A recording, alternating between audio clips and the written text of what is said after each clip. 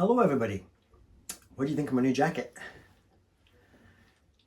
It's really naffy wearing your new jacket on your YouTube video, but I'm at a part of my life where I just realised I've looked back and over the last 15 years I've never really spent money on myself with clothes. As you can see, my money's gone into guitars and stuff, and I went into Superdry, a shop I would never go into. I don't go into clothes shops. I saw this jacket and I love sort of Americana and American things. Let's face it, in the UK you grow up with Cheers and Friends and cop shows, and so this kind of jacket reminds me of something the jock on the high school football team would wear. You're probably all laughing your heads off right now, but I've always loved that look. Maybe I've always wanted to be a jock. Anyway, I love my new jacket. So, hope you enjoyed that little opening thing. It's all sort of loosely stolen off that film that came out in the 70s called When the North Wind Blows. Really quite a terrible film, but when you're a kid like I was, it made an impact on me, and I've always loved the way the chords moved in that song. I have no idea who wrote it. Before I break the chord sequence down, if you want to jam over it, I'll do that in a minute. What have I been up to apart from buying new jackets? I sold my Vox AC30 S1.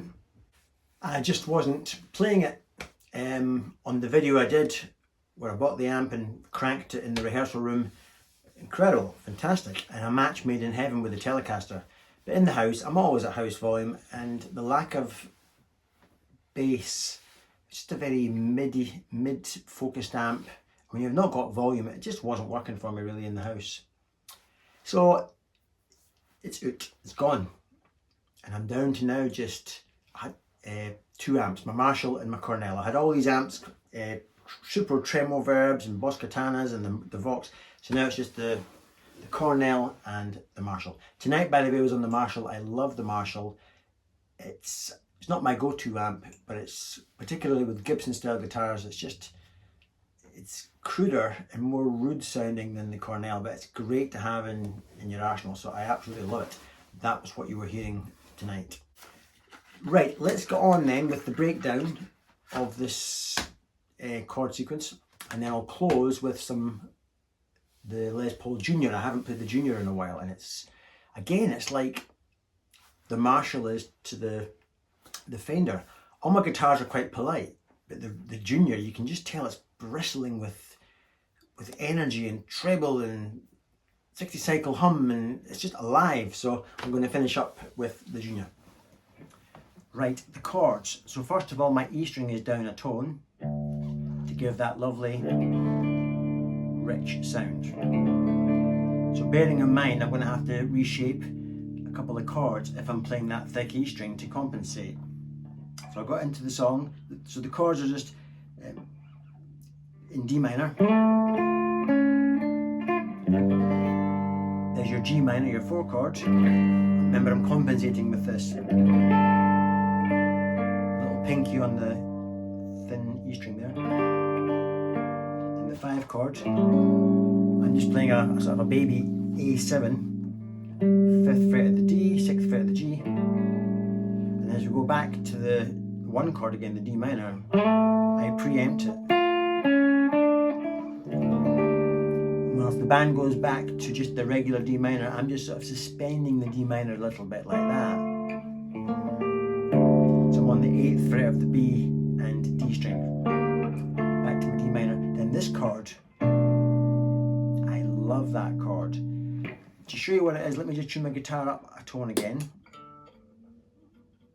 because it's the kind of chord you'll hear on a Mark Knopfler film score. In fact, you will, Local Hero. It's this chord here, it's just a D minor. But instead of playing it like that, and maybe even including this A note if you wanted to, I wouldn't. If you take that A note up a tone, you get this sound. I'll play it with my thumb. It's just a gorgeous, eerie movie soundtrack kind of chord that just splashes onto the rocks. It's just great. And back down again for the rest of my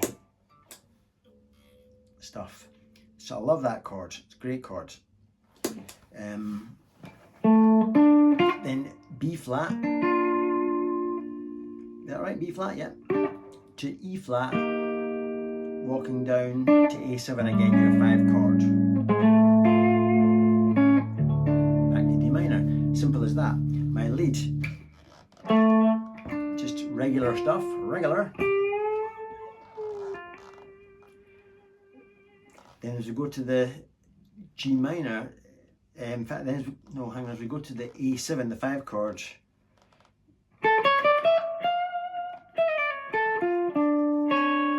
Now half of you will run for the hills now, probably hate that sound, that dissonance. I love it.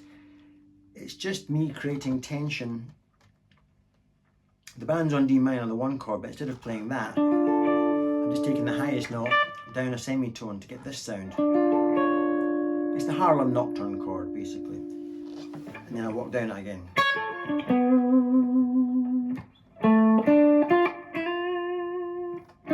To my E flat.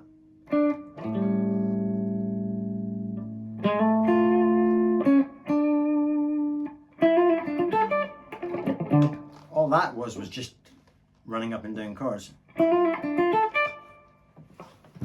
So I'm in D minor.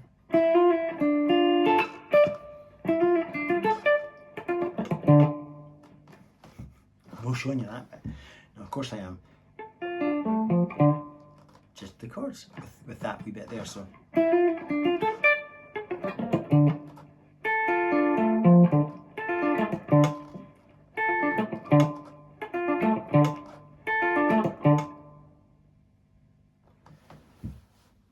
It's all done with mirrors.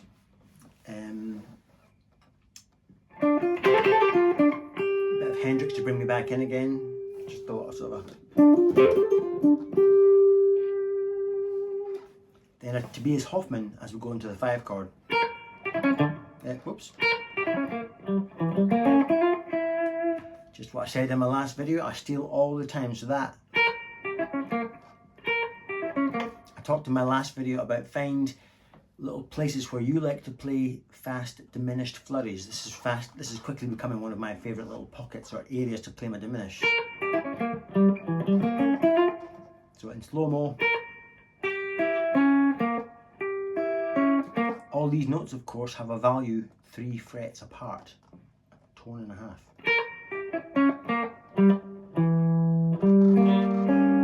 It's all diminished.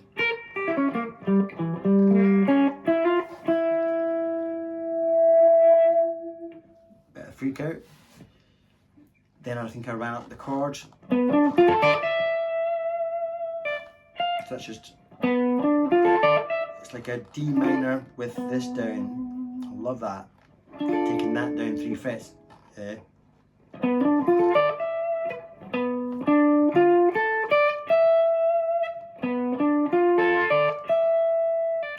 preempting some more chords. That's my B flat to the E flat. Down to the A7. I can't remember what I did then. Oh yeah.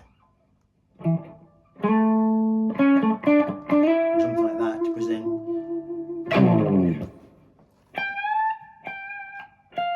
simple stuff. Down to the 5 chord, which is A. Yep.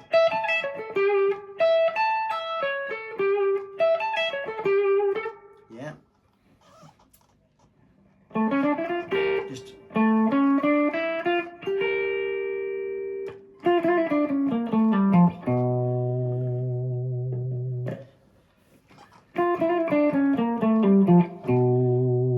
that's that chord again, that lovely. And then